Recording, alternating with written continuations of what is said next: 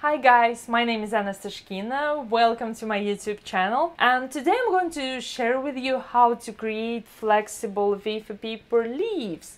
These are Monstera leaves. You can see they are flexible and they are absolutely like 100% edible, made out of wafer paper, and I'll show you how to create this texture, like how to color, how to cut them, shape them, everything you need to know if you want to create a few leaves for yourself or your cake project. So don't forget to subscribe to my channel and let's begin.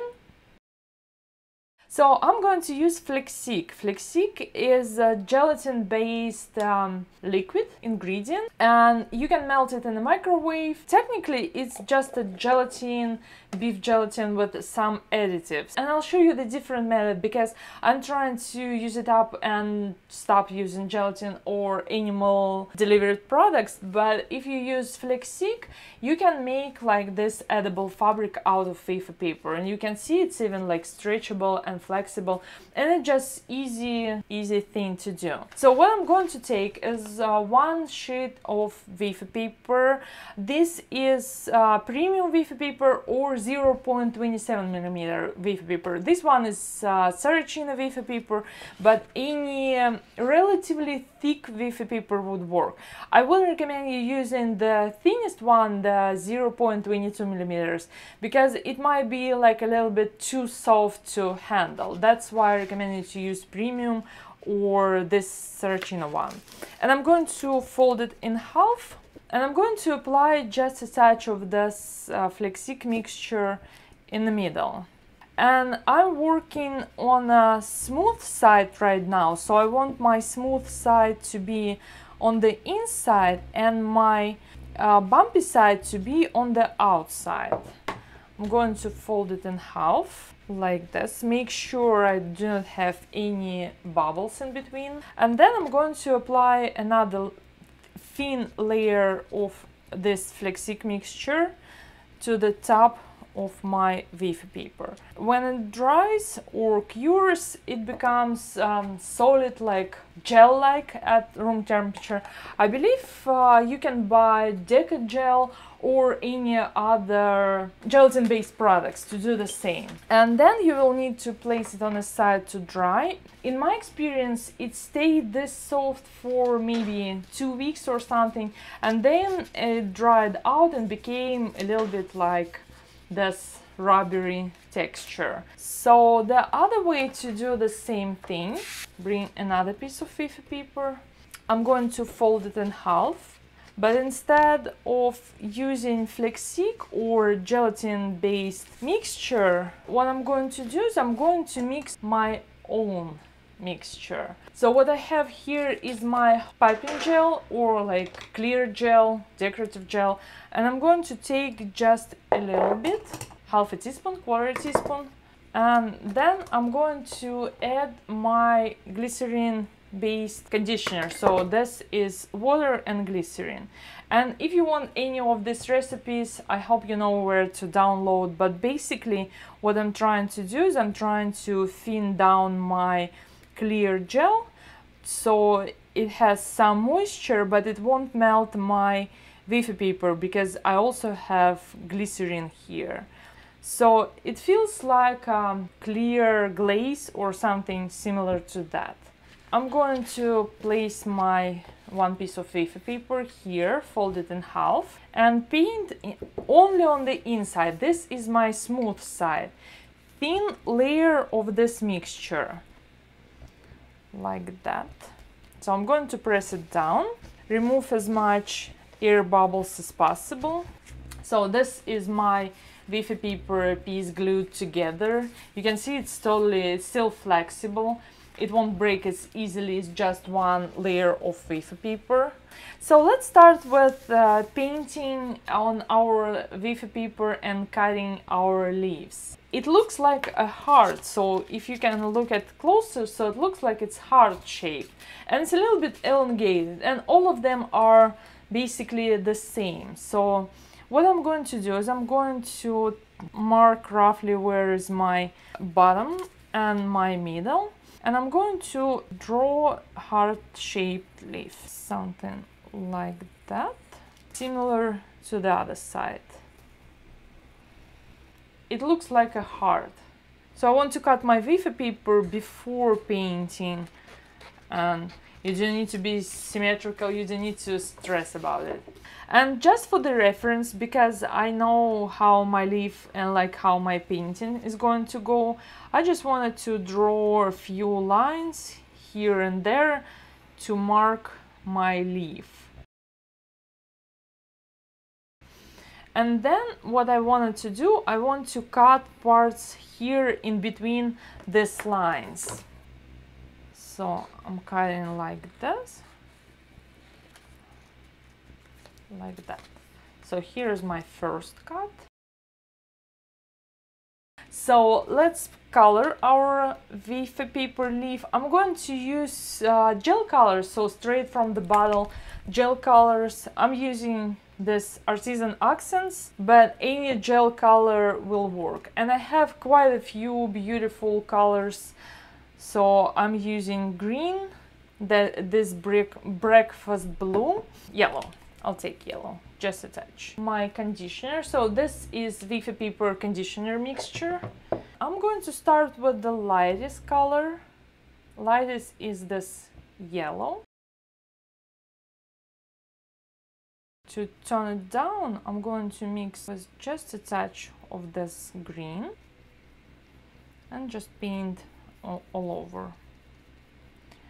And you can make these leaves in any colors or like shades you want. You can make them bright green, you can mix them with just a touch of blue or brown, so you can color your leaves any shades you want.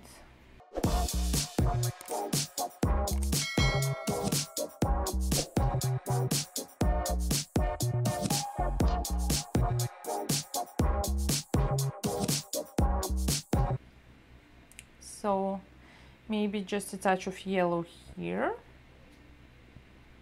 to bring it together. And maybe just a touch of this darker blue color somewhere in here.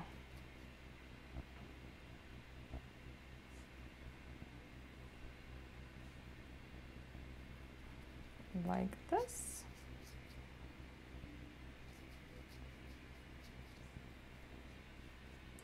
And then you will need to leave it to dry. And if you want to add an extra layer or like darker color, I would rather wait and do this like a second layer, but because we're here doing this demonstration, I'm going to take my green color and paint a little bit more of this darker green, make it look like a leaf.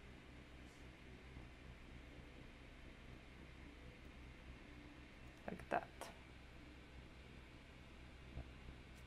I would probably add more of this color here just to make it look not so flat. And when I'm looking on the screen, I can see where it looks a little bit too white or like not so saturated as I would like it to be. You can definitely airbrush and use an airbrush to do this technique. And this is my flexic covered piece of wafer paper. So I'm going to do the same. So I'm taking a pair of scissors. Does this look like a Monstera leaf? So I'm going to use the same mixture and color my leaf, but maybe in this blue color. So I will put it aside for a second to dry. Here's my wafer paper leaf. And next step to do this and to make it even more interesting or like textural, so I'm going to gently paint a thin line in the middle.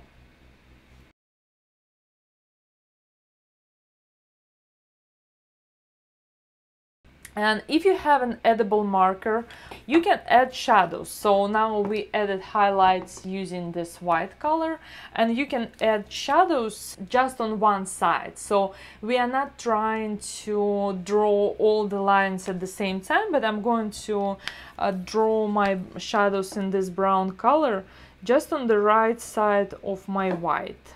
And you can see that it makes my white color even brighter and much more interesting. So I'm going to paint my shadows on the whites, on the right side and on the bottom.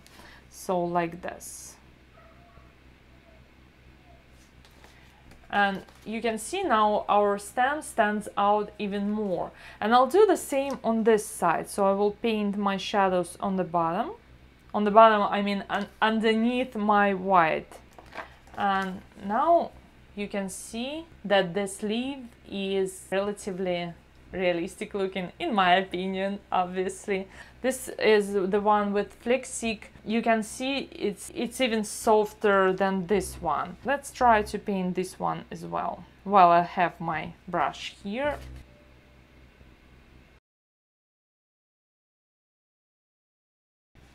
Now I have my leaf, and for this leaf I'm going to use my green. And again, I'm drawing my shadows on one side. You can add gold, you can add any color you want. And this one we made just today, so it's still soft and pliable and fresh. And you can do the same on the other side. But usually for many of my cakes, and I guess for your cakes as well, you just place it on a cake the way you can see only on one side. And we didn't use any fancy ingredients or materials. It's relatively easy to make and to keep them. But these ones I made almost a year, probably a year ago. So even after 1 year, they are still relatively flexible and still pleasant to put on a cake. So now you know how to work with wafer paper. I hope you learned another technique, how to make your wafer paper flexible and how to paint and create this beautiful wafer paper Monstera leaves. So if you like this tutorial, subscribe to my channel and I'll see you next week. We are going to create tiny wafer paper daisies. Edible, absolutely edible. So see you next week. My name is Anna Stashkina. Bye bye.